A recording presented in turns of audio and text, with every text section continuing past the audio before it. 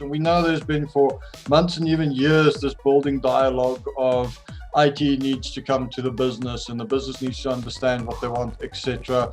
You've got all these great deployment models, cloud being the perfect example of how you can really articulate this to a business. Here's a service, here's a proper cost analysis. It's all OpEx based.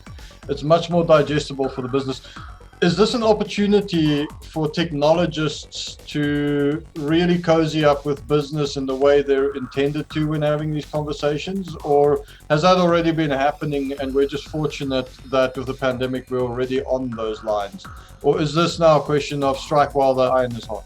What we see is that every serious C-level executive, they have woken up to the fact that technology is going to be the enabler for new business models, innovation, and for relevance going into the future. So if you look at any telco, if you look at any bank, if you look at any insurer, if you look at any retailer, what's the bedrock of that business? It's technology. If you switch off, if there was a switch off technology tomorrow, and you switch it off, what happens to that business? Well, basically they disappear. And so what I see is, customers have woken up to the fact that going into the future, a lot of focus and a lot of spend, is going to be in the lines of technology, in the lines of innovation. It's not the big that eat the small anymore. It's the fast that eat the slow. Sometimes it's seen as a grudge purchase, of course, until you need it, until you need to stand out from your competitors, and until you need to deliver exceptional customer service to your customers. But technology is here to stay. It's prevalent. It pervades our entire lives. And so adopting technology for the right reasons, it's not just this new shiny thing that we're going to spend a couple of $1 million on and say, we've rolled out a successful project, but it's actually how does it affect business? How does it affect our customers ultimately? Because let's face it,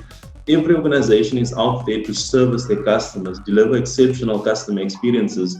And so technology is going to be that enabler.